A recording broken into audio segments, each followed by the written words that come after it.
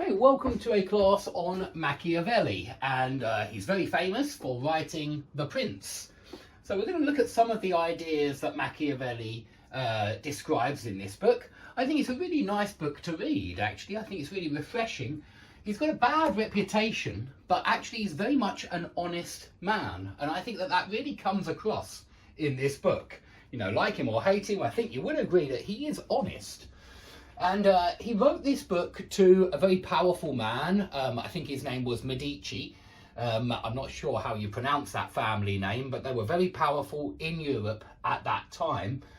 And I think Machiavelli wanted him to unite Italy in some kind of way. I mean, Italy was a lot of different principalities at the time. And I think Machiavelli wanted this particular powerful man to act in an ideal way, which he describes in his book, The Prince. Now, remember that ideal for Machiavelli might not be the same as what you would think is ideal behaviour. In fact, it probably isn't. But so he starts The Prince off by talking about republics and principalities. These are the two different types of state for Machiavelli. The principalities are ruled by princes, but the republics, well, he doesn't speak about them in this book, so I'm not sure exactly how he models them in his head. But I believe that he's thinking of republics as places which don't have a prince, and so which have some other form of government. Okay, so he won't be discussing republics in this book. He explains that he's already mentioned, or he's already described republics in another book. I think it's in his Discourses. And so we won't talk about them, but he talks about principalities as either being new or hereditary. In other words, there are principalities, there are places which the princes have always handed down over the generations, and they are inherited, and so they are hereditary principalities, and that's, I suppose, the case with most principalities. But there are also new ones which the prince has recently acquired, annexed, invaded. And of course, the hereditary principalities, as you might imagine, are easier to govern. Yeah, why is this? Well, for at least two different reasons that Machiavelli tells us. It's for the fact that subjects, the people in this principality, are already well disposed to the ruler. Now, he does explain that this will only be the case if the ruler has been, hasn't been unkind to his population, he hasn't been cruel to his population. Then the subjects will be well disposed to the ruler.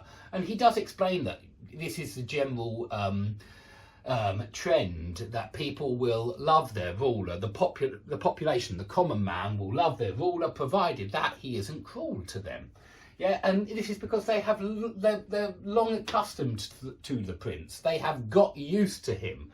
They have got used to his family always ruling that area. And so for that reason, the hereditary principalities are, of course, easier to govern. It's the new principalities that are more challenging. And this is because men change their rulers. If they're in a principality which doesn't have a hereditary family that's ruling over them, perhaps because of war and things like that, then these people who don't have this regular family that's ruling over them, they will often change their rulers, hoping to better themselves. Yeah. Now, he does explain that very often they don't get a better ruler, they very often get a worse ruler. You know, in this process of trying to get something better, they actually get something worse. And so that is a problem for the people, anyway. But this is also a problem for the prince, because this means that it will be difficult to govern these men who are often changing their rulers, hoping to get to better themselves. And so the prince really does need the goodwill of the people. Otherwise, they will get rid of him, or they will think about bringing in somebody else that they prefer, that they think might give them a better life. And so when the prince takes over this new principality, it's difficult for him to placate his friends who want to see improvement. And he explains it's difficult to give these people that put you in power, it's difficult to give them tangible improvements. But you have to, because they are your friends. They helped